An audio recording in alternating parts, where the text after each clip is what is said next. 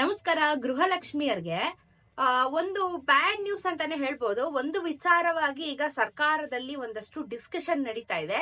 So ಈ discussion ಅಲ್ಲಿ ಆಗಿರುವಂತ ಬದಲಾವಣೆಗಳು ಅಂದ್ರೆ ಮುಂದಕ್ಕೆ ಆಗುವಂತ ಬದಲಾವಣೆಗಳ ಬಗ್ಗೆನೂ ಸಹ ಸರ್ಕಾರದವರು ಸ್ವಲ್ಪ ಚಿಂತನೆ ಮಾಡ್ತಾ ಇದಾರಂತ. ಇವಾಗ ಗೃಹಲಕ್ಷ್ಮಿ ಹಣ ಏನ್ 2,000 ಬರ್ತಾ ಇದೆ ನಮಗೆ, ಅದನ್ನ 1,000ಕ್ಕೆ ಕಟ್ ಡೌನ್ ಮಾಡಬೇಕು ಅಂತ ಹೇಳ್ಬಿಟ್ಟು ಸರ್ಕಾರದವರು ಒಂದಷ್ಟು ವಿಚಾರಗಳ ಬಗ್ಗೆ ಊಹಾಪೋಹಗಳು ಬರ್ತಾ ಇರುವಂತದ್ದು.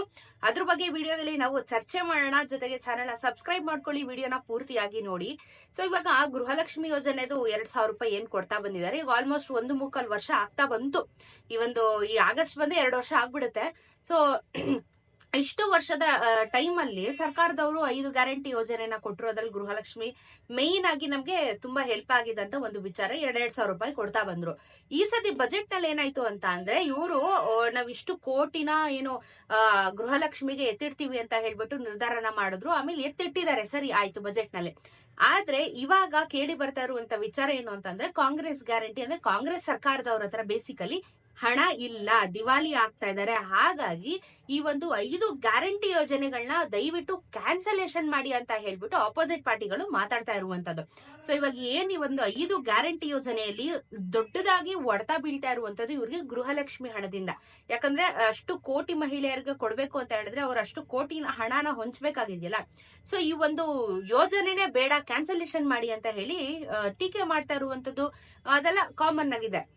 ಆದ್ರೆ ಇವಾಗ 2,000 ರೂಪಾಯಿ ಏನ್ ಬರ್ತಾ ಇದೆಯಲ್ಲ, 2,000 ರೂಪಾಯಿ ಬೇಡ, 1,000 ರೂಪಾಯಿ ಕೊಡೋಣ ಅಂತ ಹೇಳ್ಬಿಟ್ಟು ಏನೋ ಚಿಂತನೆ ಮಾಡ್ತಾ ಇದಾರಂತೆ ಸರ್ಕಾರದವರು.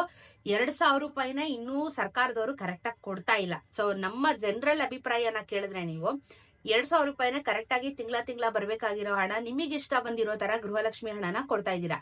ಇವಾಗ 1,000 ರೂಪಾಯಿ ಕೊಡ್ತೀವಿ ಅಂತ ಹೇಳಿದ್ರೆ 1,000 ರೂಪಾಯಿ ಏನಕ್ಕೆ ಸಾಲತ್ತೆ ಅಲ್ವಾ? ಈ 1,000 ರೂಪಾಯಿ ಕೊಡೋದಕ್ಕಿಂತ ನೀವು ಯೋಜನೆನ ಕ್ಯಾನ್ಸಲ್ ಮಾಡ್ಬಿಡಿ ಅಂತ ಕೇಳ್ಕೊಬಹುದು ನಾವು. ಇವಾಗ 2,000 ರೂಪಾಯಿನೇ ನೆಟ್ಟಿಗೆ ಕೊಡದಿಲ್ದಿರೋರು ಇವಾಗ ಮತ್ತೆ ಅದನ್ನ 1,000ಕ್ಕೆ ಮಾಡಿ, ಅದಾದ್ಮೇಲೆ ಅದನ್ನ ಮತ್ತಿನ್ನೊಂದಷ್ಟು ಆಟ ಆಡಿಸಿ ಅದನ್ನ ಜನರ ಕೈಗೆ ತಲುಪಿಸೋದಕ್ಕಿಂತ ಈ ಯೋಜನೆನ ಕ್ಯಾನ್ಸಲ್ ಮಾಡ್ಬಿಡಿ. ನೀವ್ ಈ ಕಡೆ ಕೊಟ್ರು ವೇಸ್ಟ್, ಕೊಟ್ಟಿಲ್ಲ ಅಂದ್ರೂ ವೇಸ್ಟ್. ಆ ಪರಿಸ್ಥಿತಿ ಆಗೋಗ್ಬಿಟ್ಟಿದೆ ಜನಕ್ಕೆ. ಈ ಒಂದು ಕಾಂಗ್ರೆಸ್ ಸರ್ಕಾರದ ಮೇಲೆನೆ ನಂಬಿಕೆ ಕಮ್ಮಿ ಆಗ್ಬಿಟ್ಟಿದೆ. ಸೊ ಮುಂದಿನ ಎಲೆಕ್ಷನ್ ಅಲ್ಲಿ ಜನಕ್ಕೆ ಗೊತ್ತಿರುತ್ತೆ ಯಾರನ್ನ ಏನ್ ಮಾಡ್ಬೇಕು ಅಂತ ಹೇಳಿ. ಸೊ ಅದು ಮಿಕ್ಕಿದ ಅವ್ರ ನಿರ್ಧಾರ. ಬಟ್ ಇವಾಗ 1,000 ರೂಪಾಯಿ ಕೊಡ್ಬೇಕು ಅಂತ ನಿರ್ಧಾರ ಮಾಡ್ತಾ ಇದಾರಲ್ಲ, ಇದ್ರ ಬಗ್ಗೆ ನಿಮ್ಗೆ ಏನ್ ಅನ್ಸುತ್ತೆ ಅನ್ನೋದನ್ನ ಕಮೆಂಟ್ ಅಲ್ಲಿ ತಿಳಿಸಿ. 1,000 ರೂಪಾಯಿ ಓಕೆನಾ, ಇಲ್ಲಾಂದ್ರೆ 2,000 ರೂಪಾಯಿನ ಕೊಡ್ಲಾ, ಇಲ್ಲಾಂದ್ರೆ ನಮ್ಗೆ ಬೇಡ ಯೋಜನೆ ಸವಾಸನೆ ಬೇಡ ನಮ್ಗೆ, ಇವಾಗೊಂದು ಅವಾಗೊಂದು ಕೊಡ್ತಾರೆ, ನಮ್ಗೆ ಕಮಿಟ್ಮೆಂಟ್ ಮಾಡ್ಕೊಳಕ್ ಆಗ್ತಾ ಇಲ್ಲ, ಸುಮ್ನೆ ಸಾಲದೋರೆ ಜಾಸ್ತಿ ಆಗ್ತಾ ಇದೆ, ಕೊಡ್ತಾರೆ ಅಂತ ನಂಬಿ ಅಂತ ಹೇಳಿ ನಿಮ್ಗೆ ಏನ್ ಅನ್ಸುತ್ತೆ ಅದನ್ನ ಕಮೆಂಟ್ ಅಲ್ಲಿ ದಯವಿಟ್ಟು ತಿಳಿಸಿ ಈ ಗೃಹಲಕ್ಷ್ಮಿ ಯೋಜನೆ ಬಗ್ಗೆ.